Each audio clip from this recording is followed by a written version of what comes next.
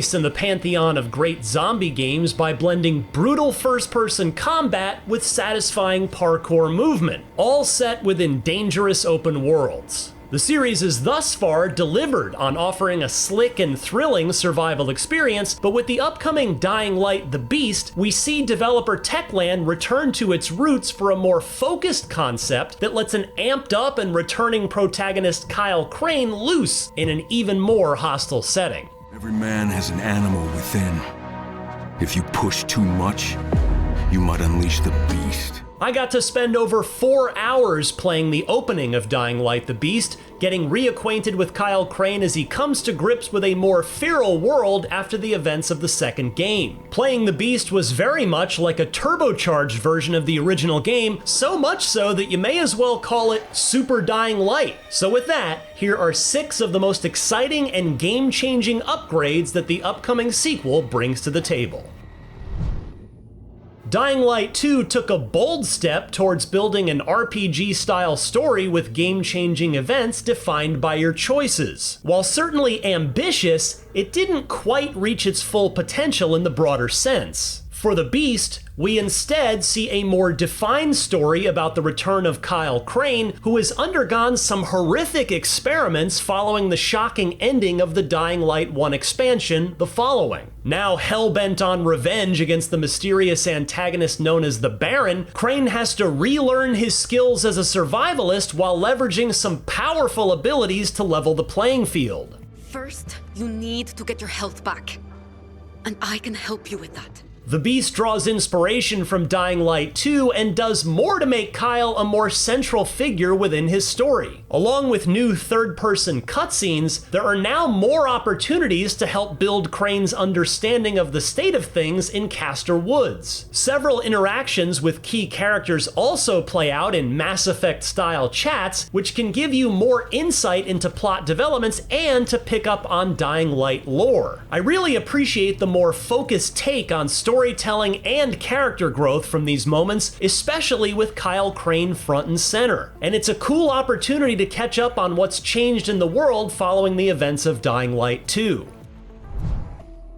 Dying Light: The Beast does well to show its teeth early, making the point that this is a more brutal take on the series. Many of the combat encounters in the opening show how aggressive and imposing the infected can be, with even the common foes managing to get the jump on me when I let my guard down. Fortunately, Kyle Crane is a far more capable survivalist than before. So much so that many abilities locked off in different skill trees from previous games, such as the parkour-based high jumps and pulling off counter grabs, are a part of Crane's core kit and can be used immediately. Furthermore, you can even use new takedowns on weakened enemies, which act as glory kills for the lesser and more elite infected.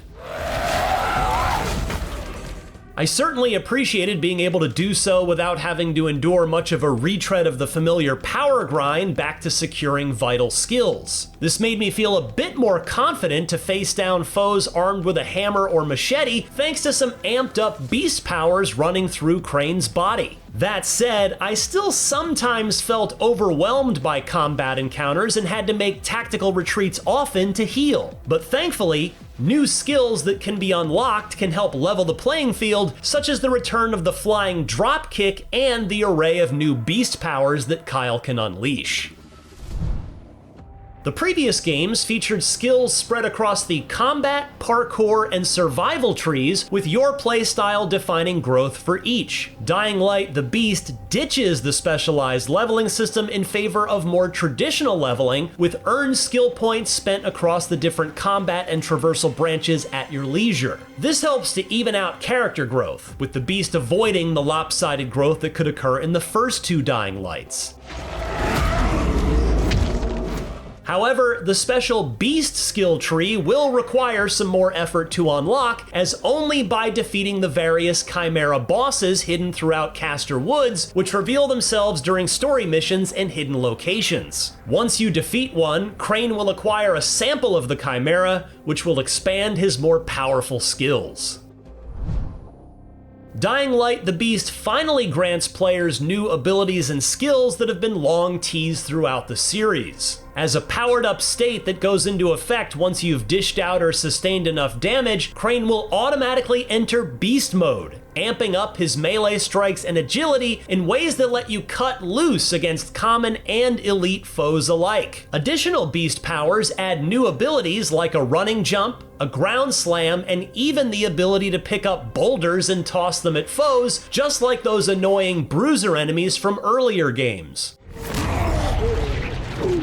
The Dying Light series has always balanced that sense of power with feeling vulnerable in a fight, but entering Beast Mode offers up such a satisfying burst of strength that not only comes in clutch, but can also lead to a fantastic finish to a fight. The developers even liken the mode to acquiring a power pellet in Pac-Man, which will turn your enemies into weaklings in no time. And while Beast Mode can come in handy, it'll unfortunately activate the moment the meter is filled, which can lead to some awkward moments where the action is winding down and you're still pumped up.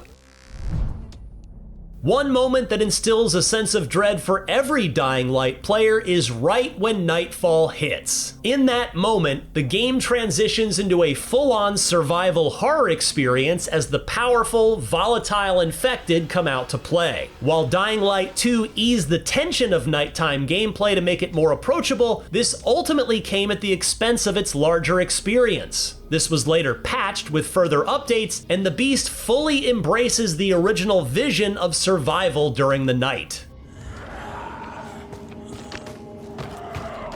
Even with Crane's enhanced beast powers and arsenal of weapons, I still found myself rattled when it came to trying to find safety during the evening. During one particular instance, I found myself trapped on the rooftops of the Old Town district, and I was surrounded by 3 volatile infected that were actively on the hunt for me after I mistimed my jump and landed into the streets below. The volatile are more aggressive and intelligent than ever, and the nighttime is seriously unsettling to explore. Still, the Beast manages to strike a great balance with making you capable of surviving the odds, but totally vulnerable when left to fend for yourself.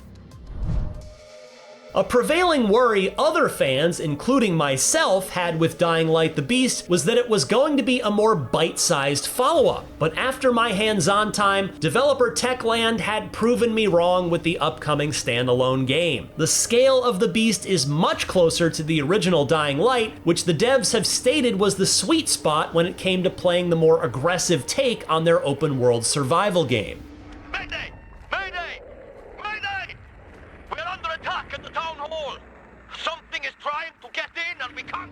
What makes Dying Light the Beast work well, based on my limited time with it, is that it combines the best aspects of both the original and the first sequel. It adopts a more thoughtful approach to presenting its main narrative and characters from the second, while retaining the more confident and hard-hitting, tense action from the original. Without the decision paralysis that could come from Dying Light 2's complex narrative, the Beast goes all in on Crane's revenge story that's chock full of the thrills and scares that the series is all about. And that seems to be what fans are most looking forward to with the next entry in this series.